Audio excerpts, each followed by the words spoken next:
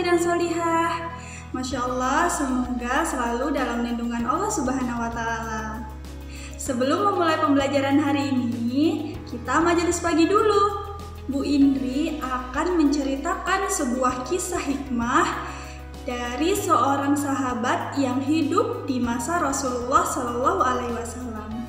Siapakah itu? Beliau adalah Uwais Al-Qarni. Ada yang sudah kenal? Iya, kita sering sekali mendengar cerita tentang Uwais Al-Qarni. Dan hari ini kita akan bersama-sama menyimak kembali kisahnya. Jadi anak-anak harus mendengarkan dan menyimak kisahnya dengan seksama supaya tahu pelajaran apa yang bisa kita ambil dari kisah Uwais Al-Qarni. Oke? Jadi Uwais Al-Qarni adalah pemuda yang hidup di masa Rasulullah SAW. Nama Al-Qarni itu memiliki arti penduduk langit. Kenapa seperti itu?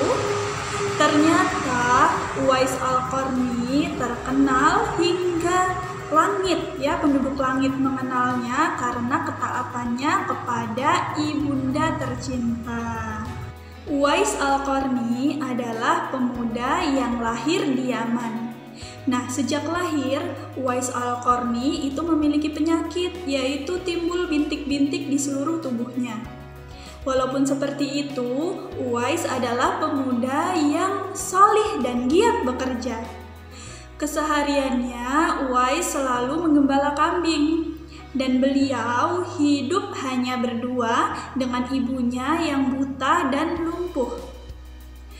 Walaupun hidup dalam kemiskinan, tapi Uwais selalu bersyukur kepada Allah, ya, mengurus ibunya yang sakit dan selalu berusaha untuk memenuhi keinginan sang ibu. Suatu hari, ibunda Uwais Al-Qarni itu menyampaikan sebuah permintaan kepada Uwais. Beliau bilang, "Nak, Ibu ingin sekali menunaikan ibadah haji." Kemudian Uwais Al-Qarni tidak mau mengecewakan ibunya, sehingga dia berkata, "Ibu, mohon tunggu sebentar sampai dengan waktunya tiba." Nah, dijawab seperti itu, ibu Uwais Al-Qarni sampai berlinang air mata dan mengucapkan terima kasih kepada Uwais karena sudah mau mengusahakan keinginan dari ibundanya. Kemudian setelah itu Uwais Al-Qarni merenung. Dia berdoa kepada Allah, "Ya Allah, gimana caranya aku bisa membawa ibuku ke Mekah? Padahal jarak dari Yaman ke Mekah itu jauh. Dan biasanya orang-orang ke sana menggunakan unta. Sedangkan Uwais itu hidup dalam kemiskinan, seekor domba pun dia tak punya." Setelah itu, Uwais muncul ide. Dia membeli seekor domba. Tetapi pada saat membeli seekor domba, uangnya hanya cukup untuk membeli anak domba saja. Nah, setelah membeli anak domba tersebut, setiap hari Uwais menggendong anak domba tersebut naik turun bukit. Dan orang-orang pada saat itu heran melihatnya. Ada yang mentertawakannya. "Ha, Uwais Al-Qarni, maksudnya apa dia menggendong domba ke atas bukit, kemudian dibawa turun lagi?" Tapi apa? Uwais Al-Qarni tidak mendengarkan cemoohan orang-orang. Yang hanya di pikirannya adalah ibunda tercinta. Setiap hari dia gendong anak kambing itu hingga 8 tahun lamanya. Sehingga pada saat menggendong domba tersebut, dia sudah tidak merasa berat karena sudah latihan setiap hari.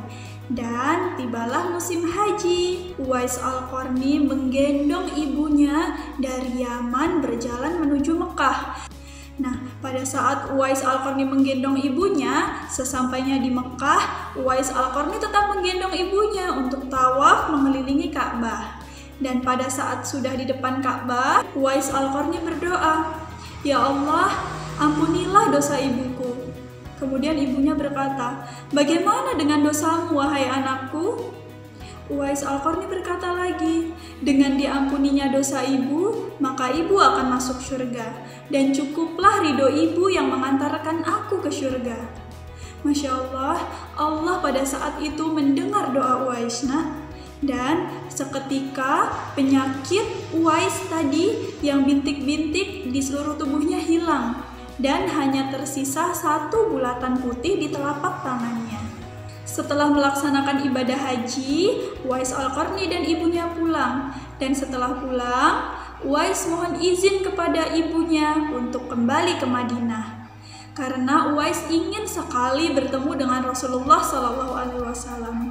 Dan pada saat itu, ibu Uwais Al-Qarni berpesan bahwa setelah urusannya selesai, maka segera pulang. Sesampainya Uwais di Madinah, beliau datang ke rumah Rasul. Tetapi yang ditemuinya adalah Aisyah, istri Rasulullah. Nah, pada saat itu Uwais bilang bahwa beliau ingin bertemu dengan Rasul. Tetapi apa? Ternyata Rasulullah sedang berangkat perang dan tidak tahu kapan pulangnya. Mungkin 1 bulan, mungkin 2 bulan. Setelah mendengar penjelasan itu, Uwais berpikir, dia dihadapkan dengan 2 pilihan.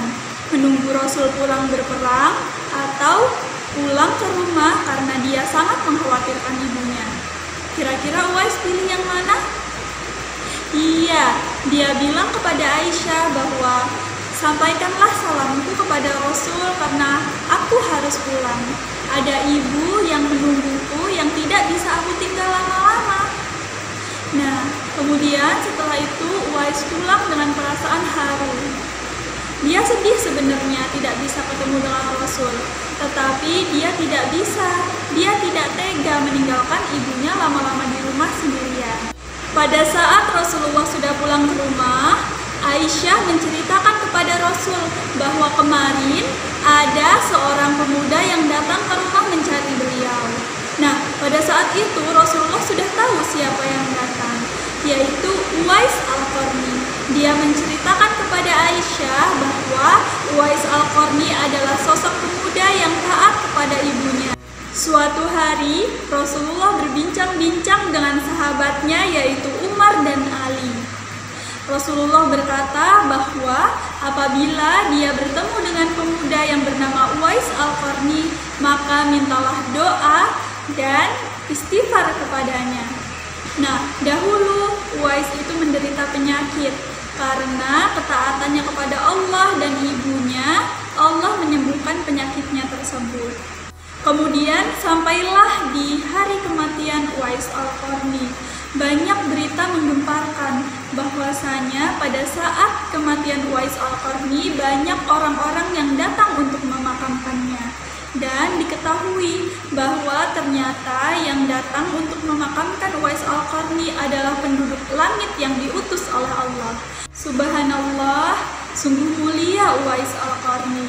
Karena ketaatan kepada ibunya, Allah meninggikan derajat Uwais Al-Qarni. Anak-anak, dari kisah yang sudah kita simak bersama, kita bisa mengetahui bahwa kita harus berbakti kepada kedua orang tua kita. Semoga dari kisah Uwais Al-Qarni ini bisa mengingatkan kita untuk selalu mendoakan orang tua kita di setiap waktu dan menambah ketaatan kepada mereka. Kemudian ada yang bertanya, tidak, berbakti yang seperti apa Bu yang bisa kita laksanakan? Kita bisa berbakti kepada orang tua dengan berbagai cara, nak. Bisa dengan tidak berkata kasar kepada orang tua, selalu minta tolong dengan cara yang baik, berterima kasih sudah dibimbing dalam belajar di rumah, dan lain sebagainya. Jadi, jangan sampai kita tidak berbakti kepada orang tua ya, karena balasan bagi orang yang berbakti kepada orang tua itu adalah surga, nak. Seperti Uwais Al-Qarni. Siapa yang mau seperti Uwais Al-Qarni? Masya Allah, banyak sekali ya. Bu Indri juga mau seperti itu. Yuk, kita bersama-sama meneladani kisah Uwais Al-Qarni. Kita berbakti kepada orang tua dan selalu mendoakannya, sehingga Allah meridhoi hidup kita dan semoga kita bisa berkumpul di surganya Allah. Demikian majelis pagi yang bisa Ibu sampaikan. Kurang dan lebihnya Ibu mohon maaf dan kepada Allah mohon ampun. Ibu akhiri, wassalamualaikum warahmatullahi wabarakatuh. Sampai jumpa, semangat belajarnya.